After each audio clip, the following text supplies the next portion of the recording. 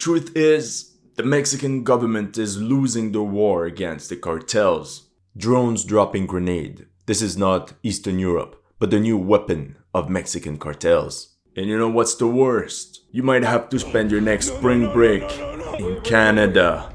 Just a couple days ago, on July 11th, a police convoy transporting chief prosecutors of the state of Jalisco was targeted by 8 IEDs hidden on the roadside. This ambush left 6 KIA as well as 14 wounded. And that's only the latest of a series of deadly attacks against Mexican security forces. In January, a Mexican army colonel perished in an ambush in Michoacan. On June 30th, a car bomb blew up next to a unit of the Mexican National Guard in Guanajuato, resulting in 1 KIA and 4 wounded. That's because the cartels have seriously upgraded their military capabilities. As you can see in this video, they now have troops that are very similar to modern special forces, like these men from the rising Cartel Jalisco Nueva Generación. The gunmen are now even using portable signal jammers to disrupt communications of government forces. And that's not even the worst, because after every victory, they do these dances which completely demoralizes their enemies.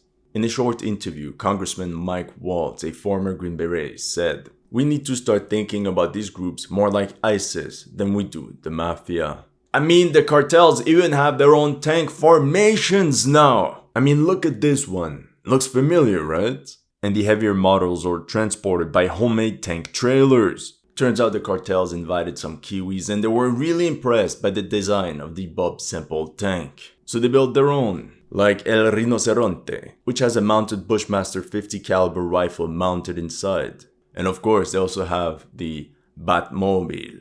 If you want to see real steel beasts and customizable tanks, head over to World of Tanks. Discover their huge arsenal of over 800 historical tanks. Literally an all-you-can-eat tanks. They have tank destroyers, light tanks, medium tanks, heavy tanks. You'll have so many to choose from that you'll have to tell me, "Thank you." It's free to play, there are already 100 million players and you can be one of them. Make sure to bring your friends so you can destroy enemy teams in over 40 battle arenas. Adapt your tactics for open fields, steep hills, dense forests, and industrial zones. Modify and upgrade your steel beast to dominate each one of these environments. By clicking the link in my description below and using promo code TANKMANIA, players who register for the first time on the Wargaming portal will get a surprise welcome package. The Excelsior Heavy Tank Tier 5, 250,000 credits and 7 days of premium access. All this for free! But that's not all. You will also get 3 rental tanks for 10 battles each. The Tiger 131, the Cromwell B, and the T-34-85M Tier 6 as well. This welcome package will only be available to you by clicking the link in my description below. Thank you World of Tanks for sponsoring this video. Long story short, it all started in 2006, when former Mexican President Felipe Calderón launched the War on Drugs against the narcos. However, instead of stopping the problem once and for all, the situation spiraled out of control. By 2021, the Washington Post claimed that 350,000 people had died as a result of this war, plus another estimated 30,000 homicides in 2022. And as of January 2023, a total of 109,487 were reported missing since the start of the war. At this point, we're almost talking about 500,000 fatalities. In this effort to subdue the cartels, the Mexican military and police forces lost over 4,600 personnel, roughly equivalent to US military losses during the war in Iraq. In 2018, Mexicans elected Andrés Manuel López Obrador, Mexico's 65th president. Instead of continuing the all-out war, the strategy of Obrador's government was avoiding violence, with the slogan, "Hugs, no bullets," in an attempt to return to the status quo from before the war on drugs. Violence and homicides did decrease a little bit, not really because the strategy was effective, but simply because the government retreated from a lot of areas and let the cartels do their thing. One rural priest of Michoacan called Heriberto Vergara witnessed a massive firefight between two cartels in his village. When interviewed, he said, "If the government is absent, then the cartels take over." This Mexican news outlet reported that cartels are now fighting over 90% of the country's territory. Even worse, the US Northern Command assessed that 30 to 35% of Mexican territory is ungoverned, a euphemism for in the hands of cartels. And to know which states we're talking about, we can use this website which tracks the number of fatalities in the ranks of the police force. For example, we learned that in 2022, 403 Mexican police officers lost their lives. The three most dangerous states to be a police officer were Zacatecas, the region in and around Mexico City, and Guanajuato. Meanwhile, some states that are filled with cartels have relatively low police losses, like Sinaloa, Tamaulipas, Durango, and Nayarit. Coincidence? As you can imagine, with such odds against them, being surrounded by sharks, many police officers end up joining the dark side. You were the chosen one! It was said that you would destroy this and not join them! Another coincidence is how two of the four last governors of the state of Tamaulipas faced accusations of connections to the CJNG and Zetas cartels. Both allegedly took bribes in exchange for allowing the criminal groups to expand in the state. As a reminder, Tamaulipas, 3 police officers KIA, Zacatecas, 60. Meanwhile, the most intense firefights are taking place in the north of the country near the US-Mexico border. In this video, you can see a squad of 6 to 9 Mexican soldiers that got engaged by some narcos of the Cartel Noreste in the state of Tamaulipas. Tamaulipas is a very strategic state to control, as it is just south of the state of Texas. Take a look at this map of Tamaulipas. The once powerful Gulf cartel has fractured in Mexico's northern state of Tamaulipas, with different splinter groups jockeying for position in key cities.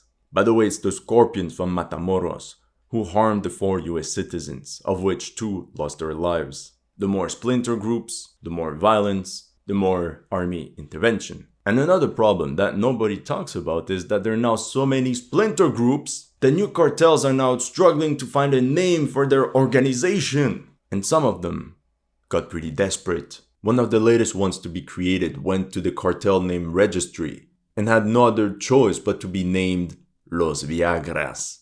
And let me tell you, the Mexican police has a really hard time fighting against them. Now, if we move further west in the state of Sonora, here Mexican news agency Milenio reported an exchange of fire between 15 military personnel of the armed forces of Mexico against 60 sicarios in the village of Altar in the state of Sonora, not far away from the US border.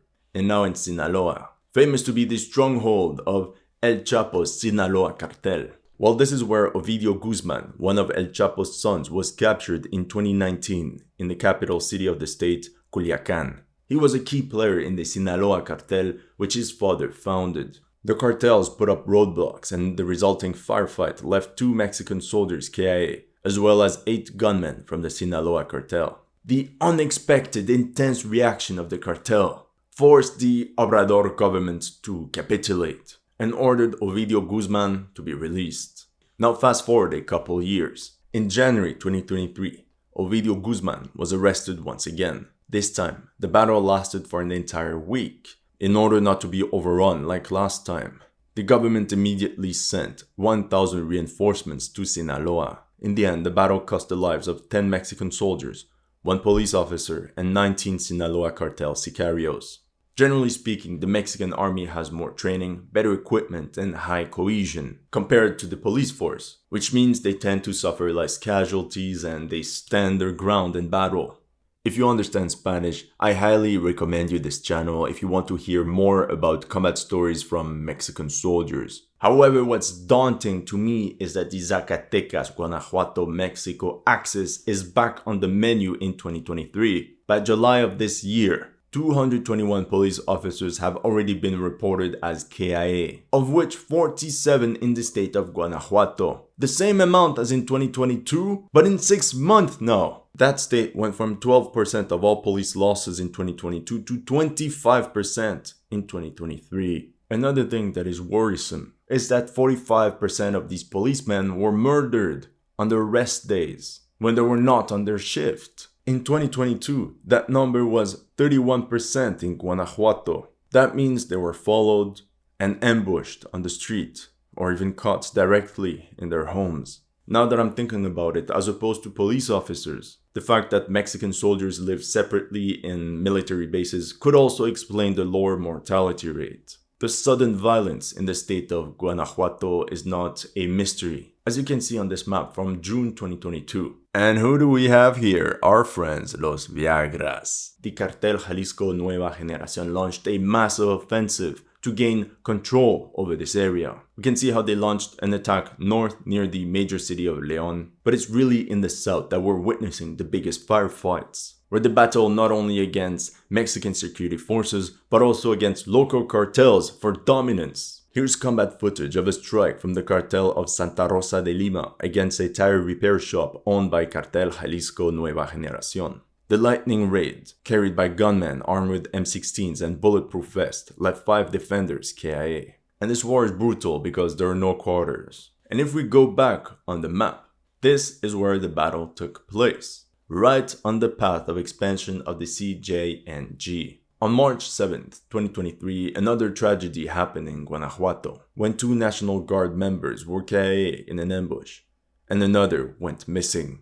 In response to this attack, in June, Mexico deployed 500 National Guardsmen south of the state, in those villages where the most shootings took place. But there's another reason they deployed the National Guard. You see, in the past few months, an undercover unit of roughly 30 former federal police officers infiltrated the local police in that sector. And in the end, this is what they concluded. Corrupt policemen play both sides in Guanajuato. Mexico discharged some 150 police officers suspected of ties to cartels. As you can imagine, the situation is very complicated for the central government. Who can they trust? Even the capital district is not safe. This article says, bombs and explosives, the new empire cartel strategy to control the Valley of Mexico. And in this map, we can see how 8 cartels are battling each other over control for the northern suburbs of Mexico City. Meanwhile, in March 2021, gunmen from the Familia Michoacan cartel swooped through the southern sector of the capital. 15 gunmen aboard 3 pickup trucks ambushed a police convoy and fired 250 bullets at them,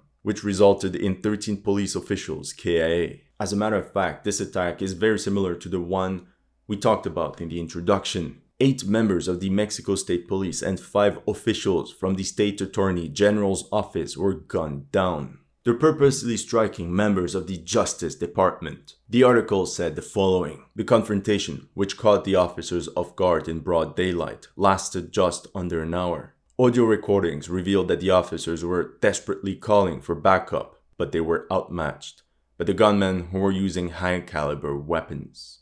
Yes, because the cartels are armed to the teeth. In terms of small arms, the standard weapon of cartel sicarios are AK-47s or AR-15 type of rifles. However, many have now been seen carrying belt-fed M249 machine guns, as well as Cold War era M72 Law anti-tank rocket-propelled grenades. Other gunmen were carrying the now very famous 84 man-portable anti-tank weapon, along with common rifles. Now, this is where the story gets stinky. 70% of the weapons used by Mexican cartels can be directly traced to US gun shops and armories. We're talking about hundreds of thousands of weapons. And the remaining 30% comes from, the Mexican security forces. There are reports of police and army commanders selling entire batches of weapons to the guys they're supposed to be fighting. That man's an imposter. That man is the imposter. Cheshnya flashbacks. If this story seems crazy, check out this article from 2020. CBS News reported former Mexican Defense Secretary General Salvador Cienfuegos, who led the country's army for 6 years under President Enrique Peña Nieto, has been arrested on drug trafficking and money laundering charges. This time, February 2023, PBS. Mexico's former public security chief convicted in US drug case. Garcia Luna headed Mexico's federal police and then was its top public safety official from 2006 to 2012. Essentially, they claim that he was paid to warn the cartels from any impending military operation against them. Truth is, this era was a very dark one for the Mexican army. From 1999 to 2012, roughly 170,000 Mexican soldiers deserted the army to join the cartels. During Calderon's presidency, the desertions amounted to over a quarter of the rank and file. Okay, now back to the guns. The weapon that is the most prestigious among narcos is the 50 cal Barrett M82A1.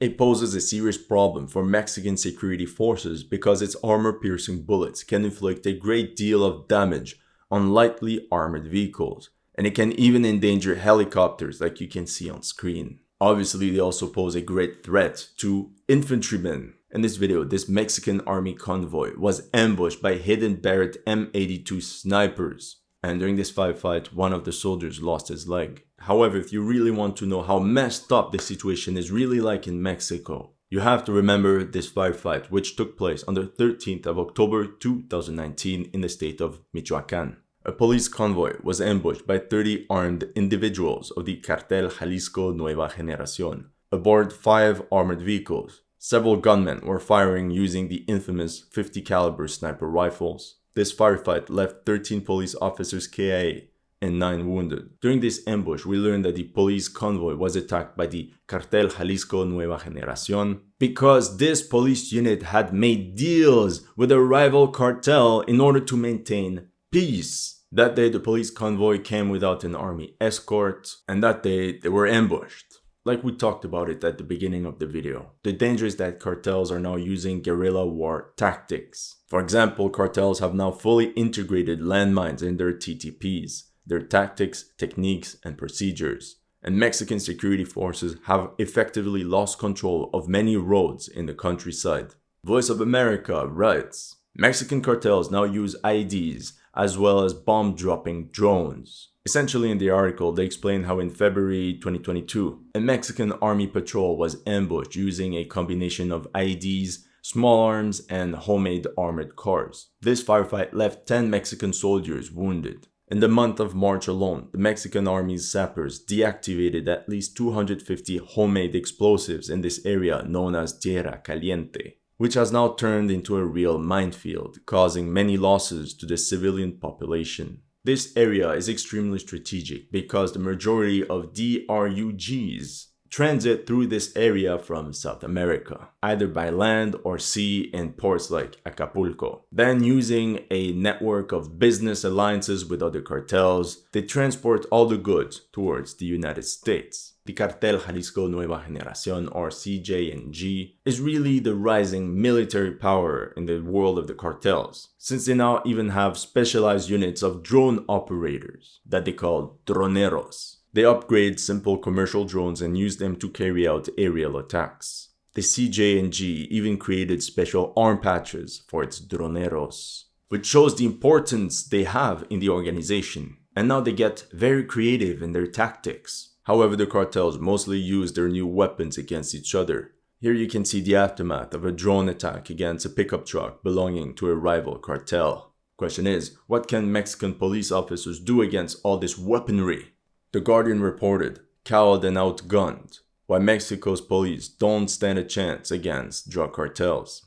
And the worst in all this is that Mexican police officers have to use their meager salary to buy all the equipment themselves, including bullets. However, the military equipment that is perhaps the most relevant to the immensity of the Mexican landscape is pickup trucks, like the motorized version of the revolutionary ancestors from a century ago.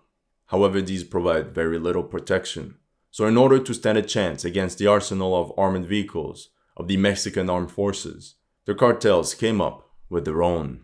As you can see here, these armored cars can shelter a significant amount of troops from enemy bullets. Now narcos show up with beefed up technicals. As you can see in this video, they added 4 steel plates to form a box at the rear of the vehicle, which they usually pack with 50 caliber M2 Browning machine guns. In this video, you can see Sinaloa cartel reinforcements rushing to a firefight against Mexican security forces in Culiacan. Notice how the 2nd Armored Technical is also equipped with an M250 cal machine gun, but this one even has lateral panels for extra protection. And in this video, you can clearly see how they use them in battle. In this short firefight taking place at nighttime in the state of Tamaulipas. In 2021, the Mexican government decided to increase the number of troops deployed in Michoacan to 17,000.